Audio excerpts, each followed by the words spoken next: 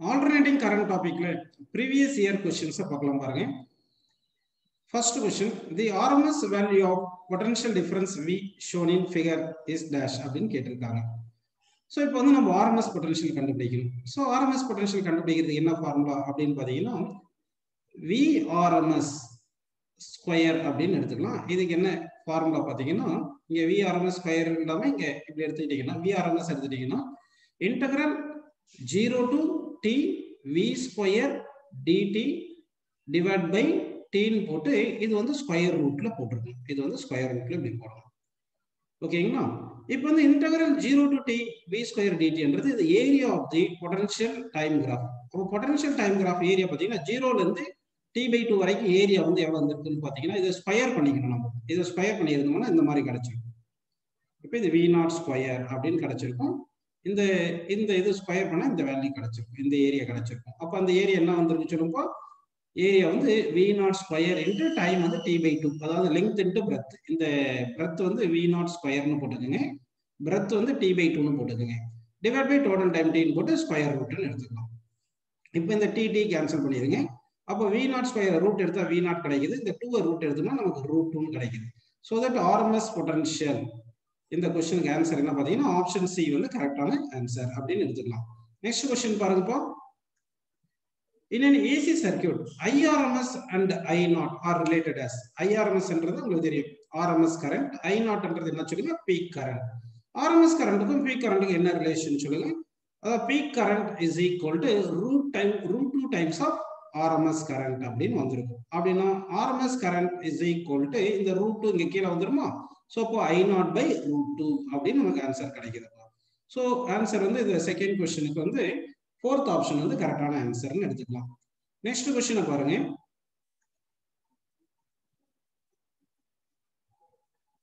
Two cables of copper are of equal lengths.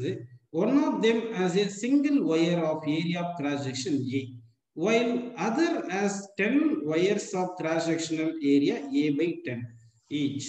Give their suitability for transporting AC and DC அப்படின்னு question கேட்டிருக்காங்க. ஓகேங்களா? So வந்து இப்போ என்ன பண்ணணும் நல்லா கவனிங்க.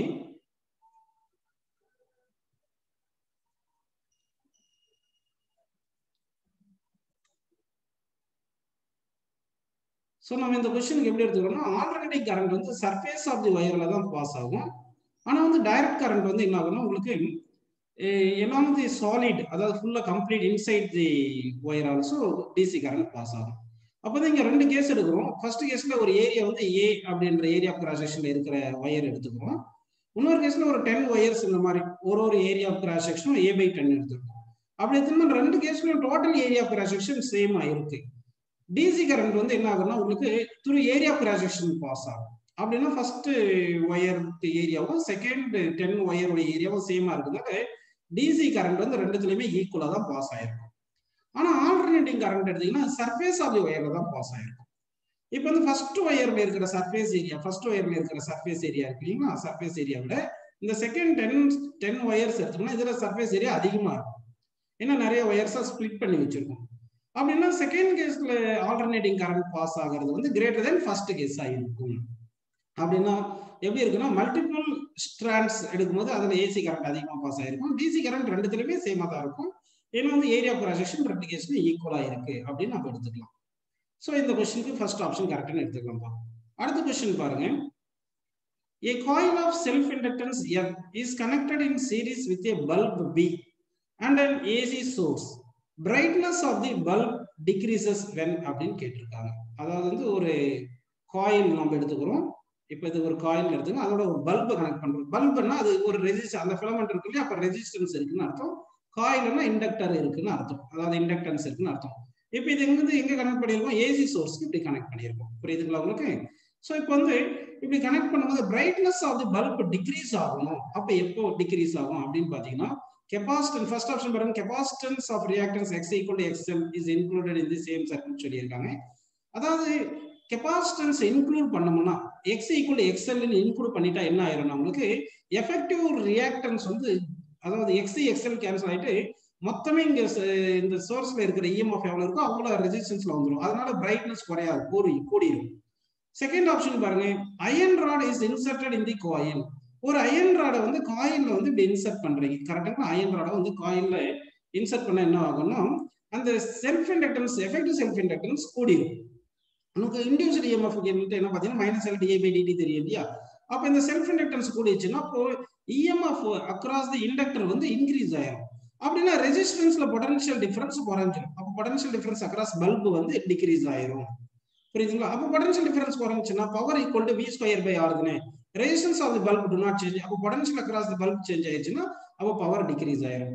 அப்படின்னா வந்து ஒரு அயன் ராடை காயில் இன்சர்ட் பண்ணும்போது கோஎஃபிஷியன்ட் ஆஃப் செல்ஃப் இண்டக்டன்ஸ் கூடுது. அதனால பொட்டன்ஷியல் டிராப் வந்து கூடிரும் அங்க இண்டக்டர்ல. அதனால ரெசிஸ்டன்ஸ்ல குறையுதுன்னு எடுத்துட்டு நம்ம வந்து பவர் வந்து டிக்ரீஸ் ஆயிருது அப்படின்னு நம்ம எடுத்துக்கலாம். சரிங்களா? ஓகே, நெக்ஸ்ட் क्वेश्चन போலாம் பாருங்க.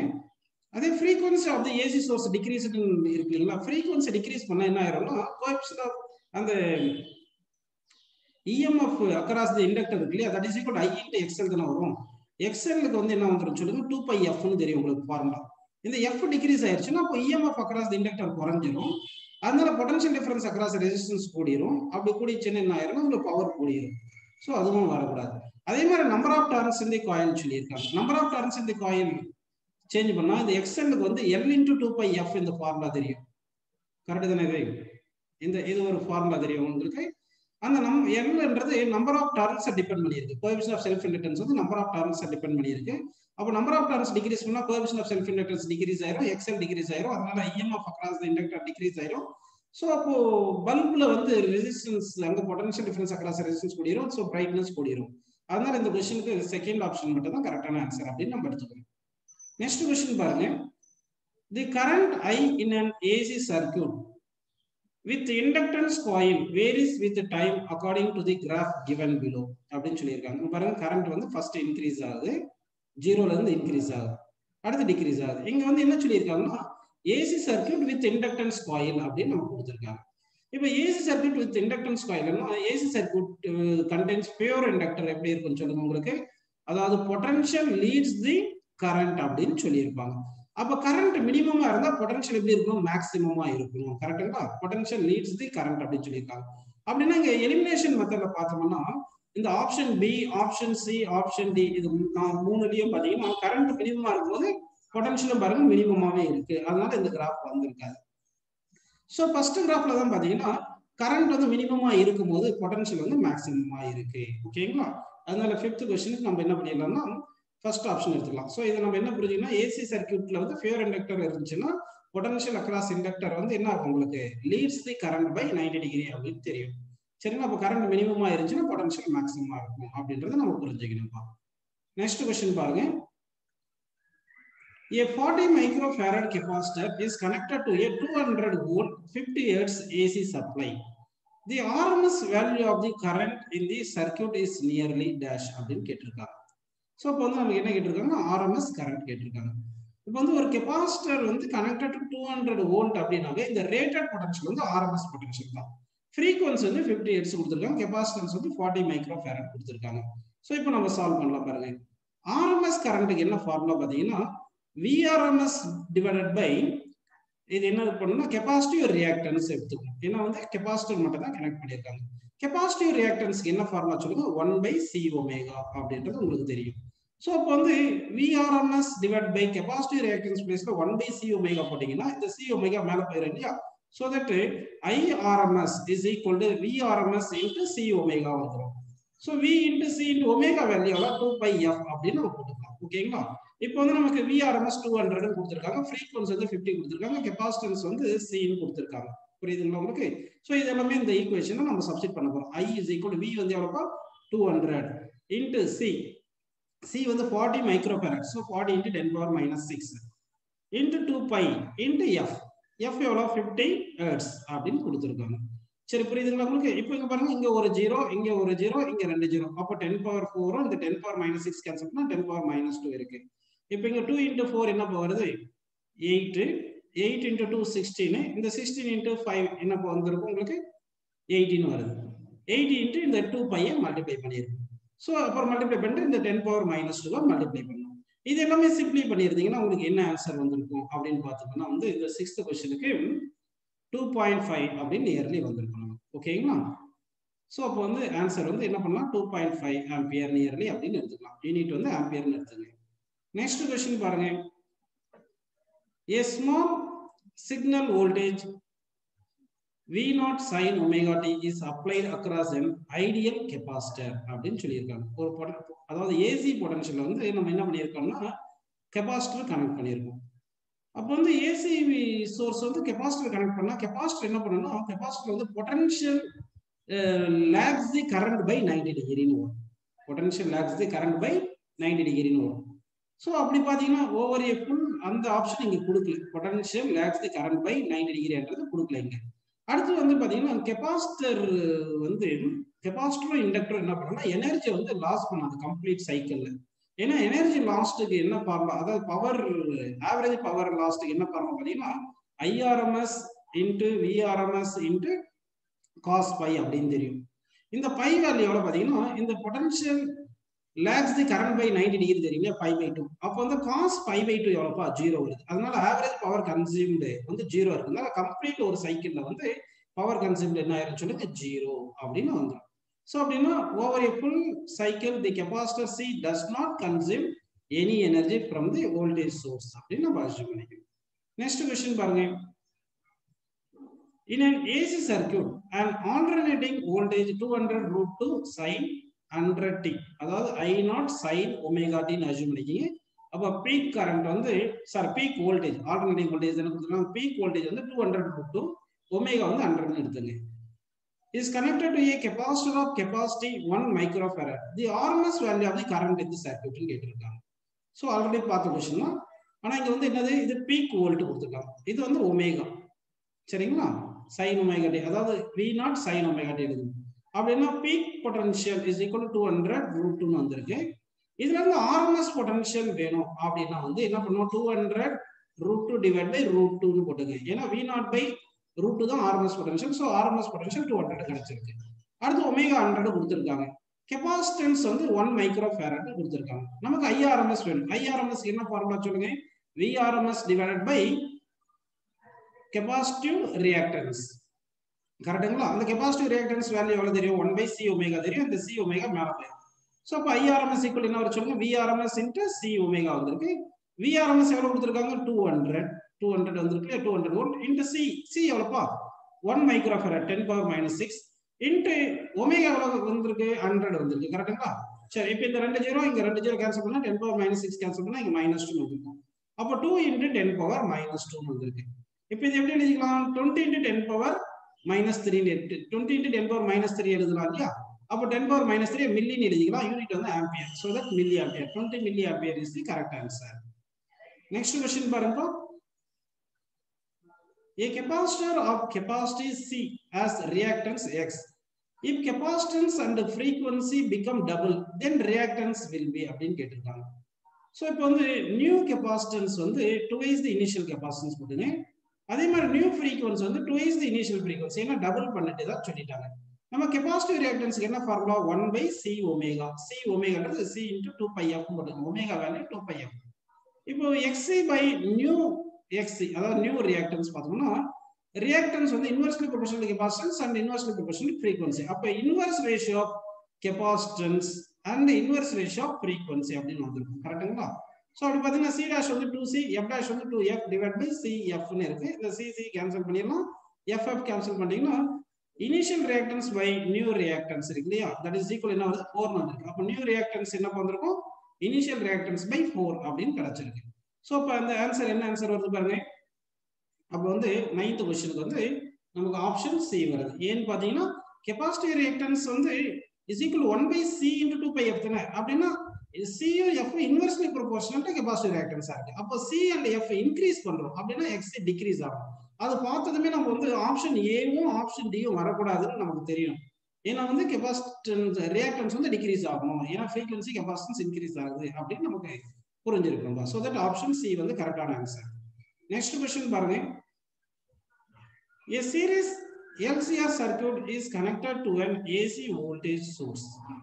When N is removed from the circuit, the phase difference between current and voltage is 5/3.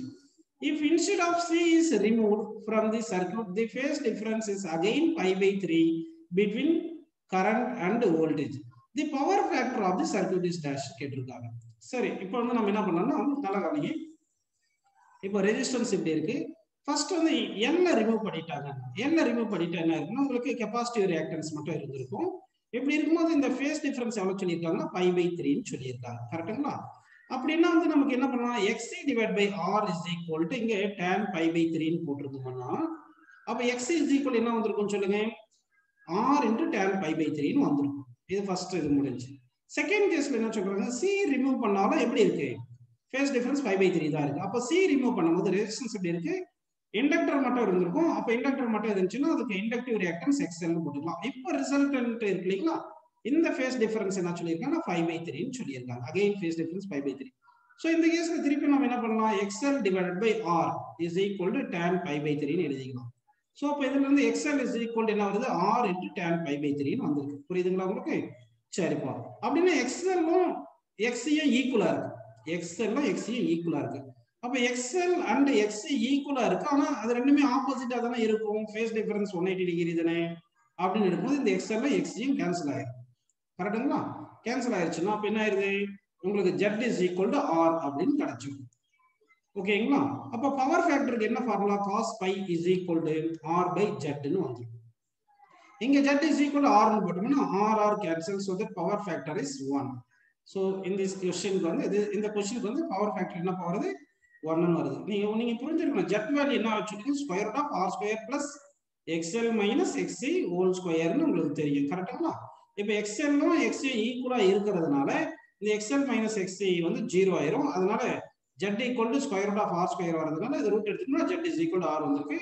அடுத்து cos pi ஃபார்முலா வந்து R by Z ன்னு தெரியும். Z equal to R ன்னு சப்ஸ்டிட்யூட் பண்ணா cos pi பவர் ஃபேக்டர் வந்து 1 ன்னு வருது. நெக்ஸ்ட் क्वेश्चन பாருங்க. A circuit when connected to an AC source of 12 volt gives a current of 0.2 ampere.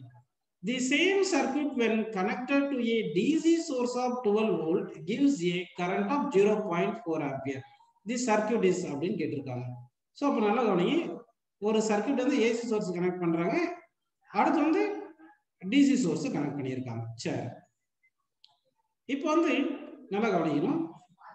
இப்போ ஏசி சோர்ஸ் கனெக்ட் பண்ணியிருக்காங்க. கரெக்டா? இப்படி இண்டக்டர் இருக்கலாம், இல்லைன்னா கெபாசிட்டர் இருக்கலாம், ஆனா ரெசிஸ்டன்ஸ் இருக்குன்னு அஸ்யூம் பண்ணிக்கணும். ஓகேங்களா? இப்போ ஏசி சோர்ஸ் கனெக்ட் பண்ணியிருக்காங்க அஸ்யூம் பண்ணிக்கப்பா. இந்த டிசி சோர்ஸ் கனெக்ட் பண்ணும்போது சேம் என்ன சொல்லிருக்காங்க, கரண்ட் வந்து 0.4 ஆம்பியர் சொல்லியிருக்காங்க. ஒருவேளை கெபாசிட்டர் இருந்திருந்தா இங்க டிசி சர்க்யூட் இங்க கனெக்ட் பண்ணணும் என்ன இருக்கும், கெபாசிட்டர் வந்து என்ன பண்ணிருக்கும் உங்களுக்கு டஸ் நாட் எழுவது டிசி கரண்ட் வந்து ஆல்டர்னேட்டிங் கரண்ட் தான் அலோவ் பண்ணும். கெபாசிட்டர் டிசி கரண்ட் அலோவ் பண்ணாது. அப்படின்னா கண்டிப்பா கெபாசிட்டர் இருக்கக்கூடாது. அப்ப கெபாசிட்டர் இல்லாத ஆப்ஷனை நம்ம எடுத்துக்கலாம். ஓகேவா? இது கெபாசிட்டர் இருக்கக்கூடாது, அந்த மாதிரி எடுத்துங்க. அடுத்து இன்னொன்னு பாத்தீங்கன்னா ஏசி கரண்ட் இருக்கும்போது இங்க எக்ஸ்டர்னல் இண்டக்டிவ் ரியாக்டன்ஸ் இருக்கும், அடுத்து ரெசிஸ்டன்ஸ் இருக்கும். எஃபெக்டிவ் ரியாக்டன்ஸ் எவ்வளவு பாத்தீங்கன்னா square root of XL square plus R square வந்திருக்கும். கரெக்ட்டுங்களா? இது ஏசிக்கு வந்து இவ்வளவு ரியாக்டன்ஸ் இருக்கு. இதே டிசி எடுத்தோம்னா டிசில வந்து எக்ஸ்எல் வந்து 0 வந்துடும், ஏன்னா ஃப்ரீக்வன்சி 0. அப்போ எஃபெக்டிவ் இம்பிடன்ஸ் வந்து ஆர்னு வந்துடும். ஓகேங்களா? சோ உங்களுக்கு நல்லா புரியும். அப்போ டிசி சர்க்யூட்ல வந்து ரெசிஸ்டன்ஸ் வந்து கம்மியா இருக்கு, இம்பிடன்ஸ் கம்மியா இருக்கு. ஏசி சர்க்யூட்ல இம்பிடன்ஸ் அதிகமா இருக்கு. ஓகே, அதனால பாத்தீங்கன்னா ஏசி கனெக்ட் பண்ணும்போது இம்பிடன்ஸ் அதிகமா இருக்கிறதுனால கரண்ட் கம்மியா இருக்கு. டிசி கனெக்ட் பண்ணும்போது இம்பிடன்ஸ் கம்மியா இருக்கிறதுனால அது ரெசிஸ்டன்ஸ் மட்டும் தான் ஆக்ட் ஆகுறதுனால கரண்ட் அதிகமா இருக்கு. அப்படின்னு 11th क्वेश्चनக்கு நமக்கு ஆப்ஷன் வந்து ஃபர்ஸ்ட் ஆப்ஷன் வந்து கரெக்டான ஆன்சர் அப்படின்னு நம்ம எடுத்துக்கலாம். நெக்ஸ்ட் क्वेश्चन பாருங்க. Which of the following combinations should be selected for better tuning of an LCR circuit used for combinations அப்படின்னு சொல்லி இருக்காங்க. சரிங்களா?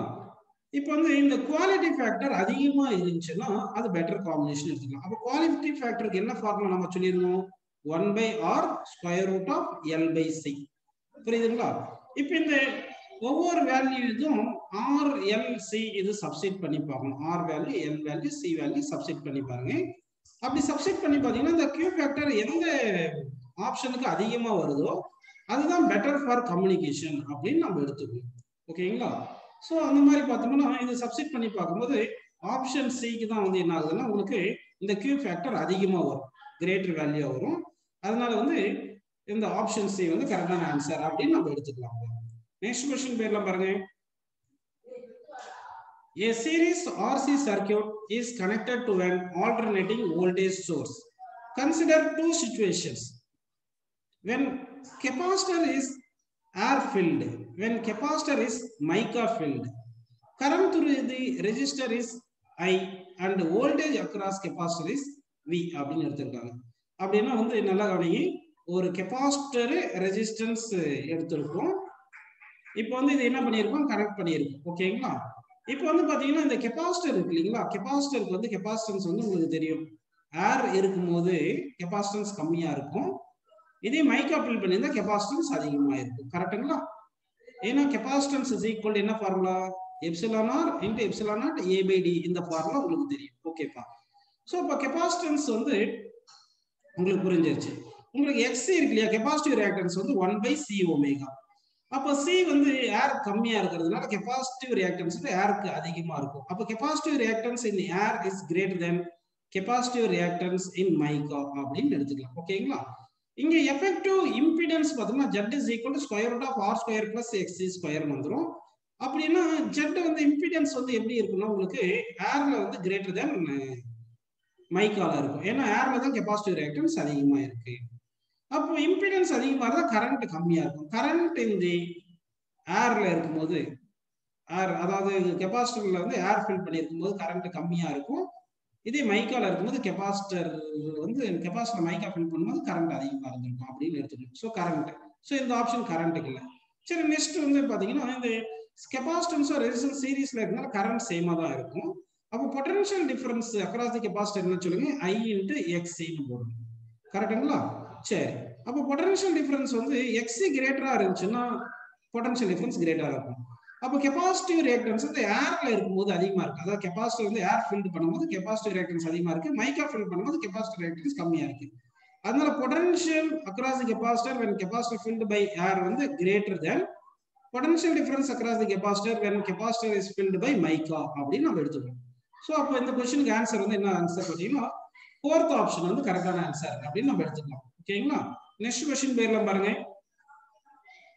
An AC voltage is applied to a resistance R and an inductor L in series. If R and the inductive reactance are both equal to 3 ohm, the phase difference between the applied voltage and the current in the circuit is dash அப்படின்னு கேட்டிருக்காங்க. அப்படின்னா ஒரு சர்க்யூட்ல என்னென்ன இருக்கு, resistance இருக்கு, inductor இருக்கு. அது ரெண்டுத்துக்குமே இண்டக்டிவ் ரியாக்டன்ஸும் 3 இருக்கு, ரெசிஸ்டன்ஸும் எவ்வளவு இருக்கு, 3 ohm இருக்கு அப்படின்னு சொல்லிட்டாங்க. அப்படின்னு என்ன கேட்கறாங்கன்னா phase difference between applied voltage and current அப்படின்னு கேட்டிருக்காங்க. ஸோ இதுக்கு என்ன பண்ணலாம்னா இங்க நம்ம ரெசிஸ்டன்ஸ் இங்க எடுத்துருக்கேன், இங்க எக்ஸ்எல் இண்டக்டிவ் ரியாக்டன்ஸ் எடுத்துக்கங்க. அப்ப இந்த இம்பிடன்ஸ் ரிசல்டன்ட் இம்பிடன்ஸ் இப்படி ஆக்ட் ஆகும். இந்த ஆங்கிள் இருக்கு இல்லையா, impedance makes angle with resistance இருக்கு இல்லையா, இந்த ஆங்கிள் தான் phase difference between current and potential நம்ம எடுத்துக்கணும். ஓகேங்களா? அப்ப இந்த ஆங்கிள் எப்படி கண்டுபிடிக்கிறது, tan pi is equal to xl by xr resistance போட்டுங்க. XL வந்து 3 கொடுத்துட்டாங்க, ரெசிஸ்டன்ஸும் 3 கொடுத்தாங்க, 3 கேன்சல் பண்ணா 1 வருது. அப்ப tan pi is equal to 1 போட்டா பை என்ன போறோம், 45 டிகிரி. கரெக்ட்டா? 45 டிகிரி வந்து ரேடியன்ல எழுதும்போது 5/4 ரேடியன் அப்படின்னு நமக்கு ஆன்சர் வரும். சோ தட் இந்த क्वेश्चनக்கு ஆன்சர் வந்து செகண்ட் ஆப்ஷன் வந்து கரெக்ட்டான ஆன்சர் அப்படின்னு எடுத்துக்கலாம். நெக்ஸ்ட் क्वेश्चन பாருங்க. A coil has resistance 30 ohm and inductive reactance 20 ohm at 50 Hz frequency. If an AC source of 200 volt 100 Hz is connected across the coil, the current in the coil is dash கேட்டிருக்காங்க. So இப்போ பாருங்க resistance 30 இருக்கு, இப்போ inductive reactance பார்த்தீங்கன்னா 50 ஹெர்ட்ஸ்ல 20 ஓம் இருக்கு. ஆனா நம்ம connect பண்ற சோர்ஸ் வந்து 100 ஹெர்ட்ஸ் இருக்கு. அப்படின்னா inductive reactance depends on frequency வரும், அதனால இண்டக்டிவ் ரியாக்டன்ஸ் மாறும். ஆனா ரெசிஸ்டன்ஸ் மாறாது, ஏன்னா ரெசிஸ்டன்ஸ் இண்டிபெண்டன்ட் ஆஃப் ஃப்ரீக்வன்சின்னு உங்களுக்கு புரியுது. பொட்டன்ஷியல் டிஃபரன்ஸ் 200 வோல்ட் கொடுத்திருக்காங்க. சரிங்களா? ஃபர்ஸ்ட் வந்து நம்ம என்ன பண்ணலாம்னா இண்டக்டிவ் ரியாக்டன்ஸ் கண்டுபிடிக்கலாம். Inductive reactance is equal to L into 2πf ன்னு புரியுது. அப்படின்னா inductive reactance initial inductive reactance divide by new inductive reactance equal to என்ன பண்ணலாம், initial F divide by new F ன்னு போட்டுக்கலாம். ஏன்னா L into 2π கான்ஸ்டன்ட்ல போயிடும், டிவைட் ஆயிரும். இனிஷியலா f வந்து 50 இருக்கு, ஃபைனலா வந்து f வந்து 100 இருக்கு. 50 100 கேன்சல் பண்ணா 2 வருது. அப்ப xl dash is equal என்ன வருது? twice the xl இருக்கு. இனிஷியலா இண்டக்டிவ் ரியாக்டன்ஸ் எவ்வளவு? 50. சோ 2 into 15 போட்டுட்டீங்கன்னா சோ 100 ஓம் கிடைக்குது. அப்படின்னா இண்டக்டிவ் ரியாக்டன்ஸ் சாரி இனிஷியலா 20 தானே இருக்கு, into 20 போடணும். 20 போட்டீங்கன்னா என்ன வருது சொல்லுங்க? 14 வருது. அப்ப நியூ இண்டக்டிவ் ரியாக்டன்ஸ் வந்து என்ன வந்திருக்குன்னா 40 ஓம் வந்திருக்கு. அடுத்து வந்து நமக்கு இது ரெசிஸ்டன்ஸ் வந்து 30 இருக்கு. இப்போ இம்பிடன்ஸ் கண்டுபிடிக்கணும். இம்பிடன்ஸ் எப்படி கண்டுபிடிக்கிறது? இது R இந்த டைரக்ஷன்ல எடுத்துங்க, XL இந்த டைரக்ஷன்ல எடுத்துங்க. இம்பிடன்ஸ் வந்து இது Z கரெக்ட்டா? அப்ப Z is equal to square root of XL square plus R square னு எடுத்துக்கலாம். இப்போ XL எவ்வளவு கொடுத்திருக்காங்க? 14 வந்துருச்சு. 40 square plus R எவ்வளவுப்பா? 30 ஸ்கொயர் போட்டீங்கன்னா 40 ஸ்கொயர் plus 30 ஸ்கொயர் ரூட் எடுத்து பண்ணா வர சொல்லுங்க 50 ஓம் வருது.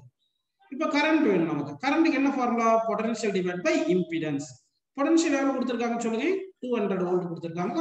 சோ அத 200 சப்ஸ்டிட் பண்ணிக்கீங்க. டிவைட் பை இம்பிடன்ஸ் வந்து 15 போட்டுங்க. அப்ப 200 இந்த 15 கேன்சல் பண்ணா என்ன கிடைக்குது பாருங்க? 4 ஆம்பியர். சோ தட் இந்த क्वेश्चन ஆன்சர் வந்து 4 ampere is the correct answer அப்படின்னு எடுத்துக்கலாம் நம்ம. நெக்ஸ்ட் क्वेश्चन பாருங்க.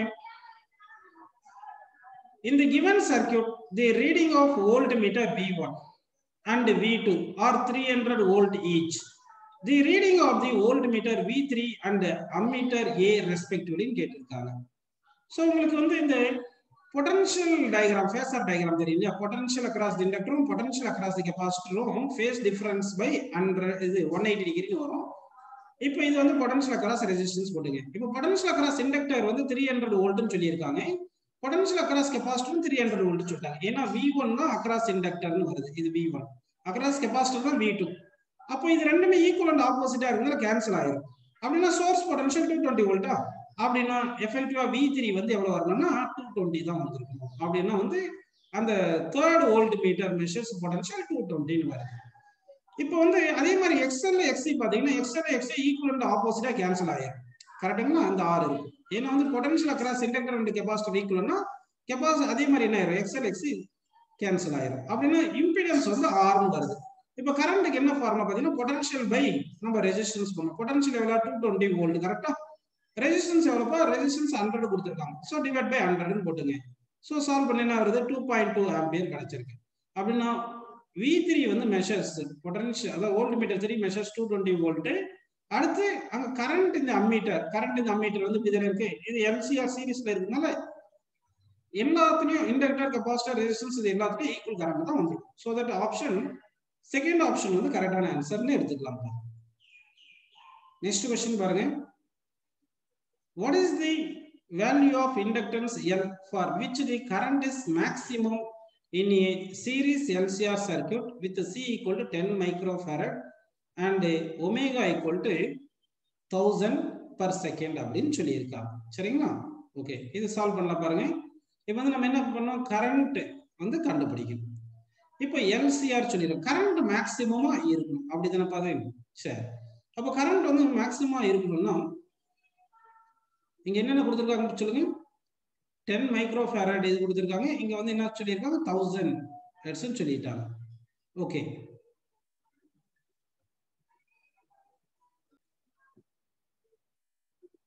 சோ இதுல வந்து இண்டக்டன்ஸ் வந்து क्वेश्चन கேட்டிருக்காங்க. ஆனா கரண்ட் வந்து மேக்ஸிமமா இருக்கணும்னு சொல்லிருக்காங்க. கரண்ட் மேக்ஸிமமா இருக்கணும்னா இம்பிடன்ஸ் எப்படி இருக்கணும்? மினிமமா இருக்கணும். அப்ப இம்பிடன்ஸ் மினிமமா இருக்கணும்னா XL - XC = 0வா இருக்கணும். அப்படின்னா XL = XC னு வரணும். XL க்கு என்ன ஃபார்முலா? L omega. XC க்கு என்ன ஃபார்முலா? 1/C omega. அப்ப L = என்ன வரும் சொல்லுங்க? 1/C ஒமேகா ஸ்கொயர் னு வந்துருது. கரெக்ட்டுங்களா? அப்ப L = 1/C எவ்வளவு? 10 × 10⁻⁻6. ஒமேகா எவ்வளவு? 10⁻3 கொடுத்திருக்காங்க. கரெக்ட்டுங்களா? அப்ப 10⁻3 ஹோல் ஸ்கொயர் போட்டீங்கன்னா 10⁻6 ஆயிட்டு இது ரெண்டு கேன்சல் ஆயிரும். அப்போ 1/10 வந்து 0.1 ஹென்றின்னு கிடைக்குது. 0.1 ஹென்றின்னு கிடைக்குது. கரெக்ட்டுங்களா? இது எப்படி எழுதலாம்? 100 மில்லி ஹென்றி அப்படின்னு நம்ம எழுதிக்கலாம். சோ அப்போ ஆப்ஷன் வந்து எந்த ஆப்ஷன் கரெக்ட்? ஃபோர்த் ஆப்ஷன் வந்து கரெக்டான ஆன்சர் அப்படின்னு எடுத்துக்கலாம். நெக்ஸ்ட் क्वेश्चन பாருங்க. In a circuit LC and R connected in series with an alternating voltage source of frequency f, the current leads the voltage by 45 degree. The value of C is dash கேட்டிருக்காங்க. அப்ப current leads the voltage னா potential இந்த XL இருக்கு, இங்க XC இருக்கு. இங்க resistance R இருக்கு. அப்போ வந்து எக்ஸி கிரேட்டர் தென் எக்ஸ்எல் இருந்தா தான் என்ன இருக்கும் உங்களுக்கு கரண்ட் லீட்ஸ் தி பொட்டன்ஷியல் வந்திருக்கும். ரிசல்டன்ட் இம்பிடன்ஸ் இப்படி கிடைச்சிருக்கும். அப்போ இந்த டயக்ராம் எப்படி எழுதிருக்கலாம், ரீட்ரா பண்ணிருக்கலாம். எக்ஸி கிரேட்டர் தென் எக்ஸ்எல்னால எக்ஸி மைனஸ் எக்ஸ்எல் இப்படி போட்டு இங்க வந்து என்ன பண்ணிடலாம், ரெசிஸ்டன்ஸ் ஆர்னு போட்டுருந்தா இங்க வந்து என்ன வந்திருக்கும் உங்களுக்கு, இது ஜெட் வந்திருக்கும். இந்த ஆங்கிள் 45 டிகிரி தானே கொடுத்துருக்காங்க. அப்போ tan 45 is equal என்ன போடலாம் சொல்லுதுப்பா, xc minus xl divided by r னு போட்டுக்கலாம். tan 45 1 தானே. சோ அப்ப xc minus xl is equal to r னு எழுதிரலாமா. அப்ப xc is equal என்ன வருது, r plus xl. xl க்கு என்ன formula, l into 2 pi f கரெக்ட்டா, plus r னு போட்டுக்கலாம். xc க்கு என்ன ஃபார்முலா, 1 by c omega. நம்ம c தானே கேட்டிருக்காங்க. அப்போ c வந்து ரைட் சைடு கொண்டு போயிட்டு மத்தத இங்க கொண்டு வந்துருங்க. அப்ப c ஈக்குவல் என்ன வந்துரும் சொல்லுங்க, 1 by இந்த ஒமேகா வந்து 2 pi f னு போட்டுக்கலாமா. அடுத்து இந்த மொத்தமா இந்த கீழ வந்துருமா, c வந்து மேல போயிருச்சு இல்லையா. அப்ப என்ன வரும் சொல்லுங்க, l into 2 pi f plus r னு வந்திருக்கு. சோ இந்த ஆப்ஷன் எந்த ஆப்ஷன் சொல்லுங்கப்பா.